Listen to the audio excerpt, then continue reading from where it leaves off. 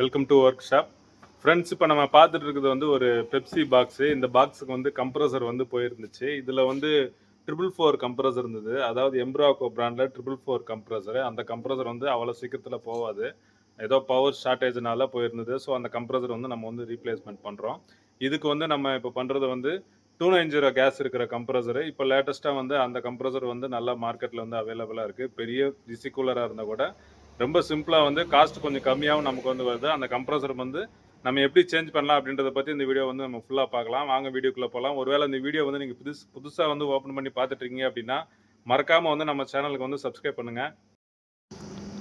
நம்ம பார்க்குற இப்போ இந்த விசிகூலர் வந்து ஒரு 550 லிட்டர் வந்து இதோட ஆவரேஜ் கணக்குன்னு சொல்லலாம். ஆனால் இதோட ஸ்டோரேஜ் வால்யூம் அப்படி பார்த்தோம் அப்படின்னா ஒரு கிட்டத்தட்ட வந்து ஒரு 450 அந்த ரேஞ்சு தான் இருக்கும்.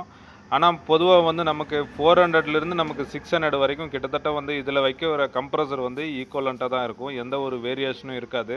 ஒருவேளை 550 600 விட பெருசாக இருக்குது அப்படின்னா அதோட அடுத்த ரேஞ்சான கம்ப்ரஸர் வந்து வரும்.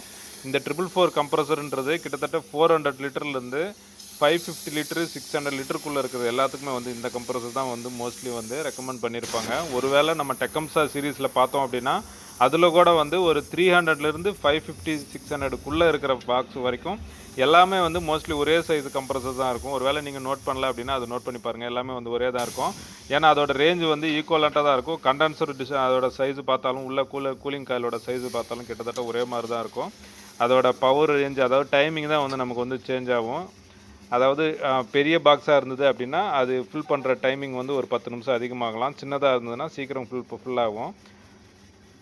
இந்த கம்ப்ரஸரை பொறுத்த வரைக்கும் இதில் வந்து கேஸ் வந்து நமக்கு இந்த பாக்ஸில் ஃபுல் அண்ட் ஃபுல்லு இருக்குது. ஜஸ்ட் கம்ப்ரஸர் மட்டும் தான் நமக்கு போயிருந்தது. அந்த கம்ப்ரஸரோட ஆயிலை பார்த்தாலே நமக்கு தெரிஞ்சது இது எந்த அளவுக்கு எந்த லட்சத்தில் போயிருக்கு அப்படின்ட்டு.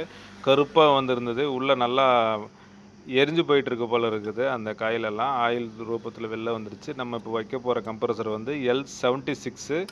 இது வந்து பிராண்டில் வந்து நமக்கு வாங்கின அதாவது பிராண்ட் பாக்ஸ் வந்து ராக்வெல் கம்பெனியில் வந்துருக்குது. ஆனால் இது வந்து நமக்கு 290 கேஸ் வந்து ப்ரொவைட் பண்ணுறாங்க. ஆனால் மார்க்கெட்டில் வந்து கொஞ்சம் ரேட்டு கம்மியானா நமக்கு இந்த கம்ப்ரஸர் தான் செட் ஆகும். ஒருவேளை இதுலேயே நம்ம வந்து ஹுவாயில் வந்து 131 எல்லாம் எடுத்தோம் அப்படின்னா அதோட ரேட்டுக்கும் இதோட ரேட்டுக்கும் கிட்டத்தட்ட வந்து ஒரு 2500 வரைக்கும் கிட்டத்தட்ட 2000 வரைக்கும் வந்து டிஃப்ரெண்ட் இருக்குது. ரொம்ப சிம்பிளாக இருக்குது. ஒரே ஒரு ரன்னிங் கெப்பாசிட்டர் மட்டும்தான் வருது.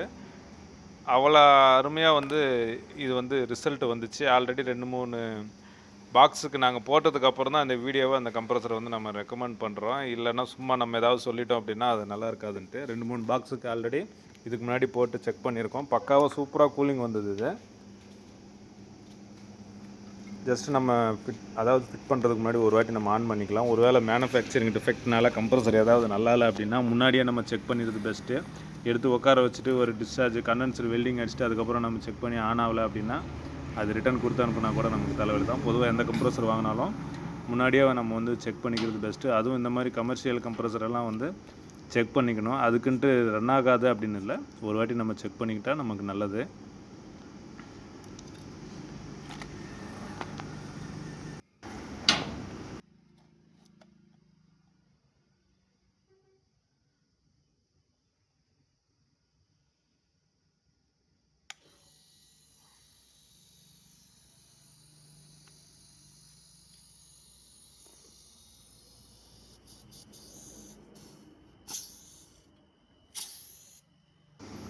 கம்ப்ரஸர் வந்து கிட்டத்தட்ட நல்லா ரன்னிங்கில் வந்து ஒரு 2.5 வரைக்கும் எடுத்துக்க வாய்ப்பு இருக்குது. ஏன்னா ஐடலில் வந்து ரொம்ப லோடே இல்லாதப்போ 1.7 வரைக்கும் ரன்னிங்கில் இருக்குது.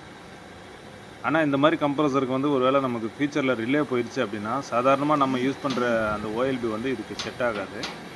இதுக்கு வந்து பர்டிகுலராக வந்து நம்ம மென்ஷன் பண்ணி கேட்டு வாங்கி போட வேண்டியது இருக்கும். ஏன்னா இதோட ஹை ரேட்டிங்னா 2.5 வரைக்கும் 2.3 2.5 வரைக்கும் ரன்னிங்கில் இருக்க வாய்ப்பு இருக்குது. மினிமம் 2ன்னு வச்சுக்கோங்க ஆவரேஜ். அந்த ரேஞ்சில் நமக்கு ரன்னிங்கில் இருக்கணும். சாதாரண LG 88 எடுத்துக்கிட்டால் கூட அது கூட 1.4 1.6 அந்த ரேஞ்சில் ரன்னிங்கில் இருக்கும். அதை விட இது அதிகம் தான் கரண்ட்டு. ஏன்னா அதுக்கேற்ற மாதிரி இதோட ஒர்க்கிங் இருக்கும். ஸ்டெய்னரு அதோட பழைய ஸ்டெய்னரை நம்ம வந்து எடுத்துடுறோம். ஸோ இது நமக்கு ஃபுல் கேஸ் நல்லா இருந்ததுன்றதுனால ஸ்டெய்னர் வந்து நம்ம வந்து சேஞ்ச் பண்ணுறோம். கண்டென்சரை வந்து லைட்டாக ஃப்ளஷ் அவுட் பண்ணுறோம். கேப்லரு அதே கேப்லர் தான் நம்ம யூஸ் பண்ண போகிறோம். புது ஸ்டெய்னர் நம்ம வந்து மாற்றுறது. 25 mg ஸ்டெய்னர் இது. மினிமம் இந்த கம்ப்ரஸருக்கு இந்த ரேஞ்சாவது நம்ம போட்டே ஆகணும்.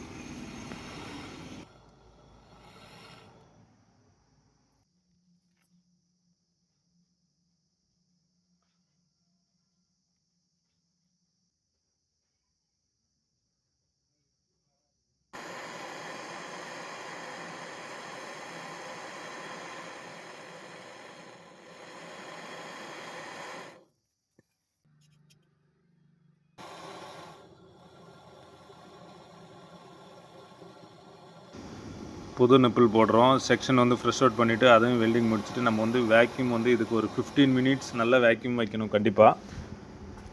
கம்ப்ரஸர் ஆயிலை பார்த்தாலே நமக்கு தெரியுது. கண்டிப்பாக வேக்யூம் வச்சுட்டு அதுக்கப்புறம் தான் கேஸ் சார்ஜிங் பண்ணணும். நம்ம வந்து 290 கேஸ் சார்ஜிங் நம்ம இப்போ பண்ணுறோம். பொதுவாக இந்த கேஸ் சார்ஜிங்கில் தான் நிறைய பேருக்கு வந்து ஒரு சின்ன டவுட்டும் இருக்கும். இதோட எக்ஸாக்டாக வந்து இதோட கணிப்பு இவ்வளோ தான் அப்படின்னு நம்மளால் கணிக்கவே முடியாதுன்ற மாதிரி இருக்கும் ஒரு சில இதில். இப்போ நம்ம வச்சுருக்கிறது வந்து கிட்டத்தட்ட வந்து ஒரு 134A கேஸ்க்கு வந்து நம்ம வந்து ஒரு 10 PSI வைக்கிறோம் அப்படின்னா இதுக்கு வந்து இப்போ 20 வச்சுருக்கோம். கிட்டத்தட்ட 20+ வச்சா தான் நமக்கு வந்து எக்ஸாக்டாக 100% கூலிங்கிறது வரும்.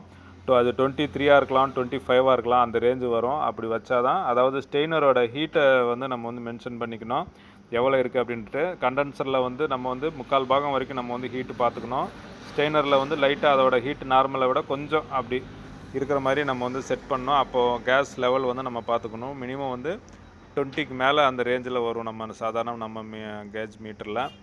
ஒருவேளை உங்ககிட்ட இருக்கிற கேஜ் மீட்டரில் அது நீங்களே வச்சு தான் பார்த்துக்கணும். இந்த மீட்டருக்கு அந்த ரேஞ்சு வரும். இப்போ வச்சுருக்கிற ரேஞ்சு இதை விட இன்னும் கொஞ்சம் அப்படி ஏற்றணும் அப்படின்னா நமக்கு வந்து 100% வந்து இதுவாகிடும். ஒரு 3 ஹவர் ரன்னிங்கில் இருக்குது பாக்ஸு. கட் ஆஃப் ஆச்சு இருந்தால் கூட நமக்கு வந்து கூலிங் எக்ஸலண்ட்டாக வந்திருக்கு. கிளாஸ் மொத்தம் நல்லா ஐஸ் ஃபார்ம் ஆகி இந்த சில்னஸ் அதிகமாக ஃபார்ம் ஆகிருக்கு. உள்ளே புகை வர்ற அளவுக்கு கூலிங். அதை உங்களுக்கு வீடியோவில் பார்த்தாலே தெரியும். நீட்டாக வந்து பாக்ஸ் ரெடி ஆகிடுச்சு. இந்த வீடியோ உங்களுக்கு பிடிச்சா லைக் பண்ணுங்கள். மறக்காமல் நம்ம சேனலை வந்து சப்ஸ்கிரைப் பண்ணுங்கள்.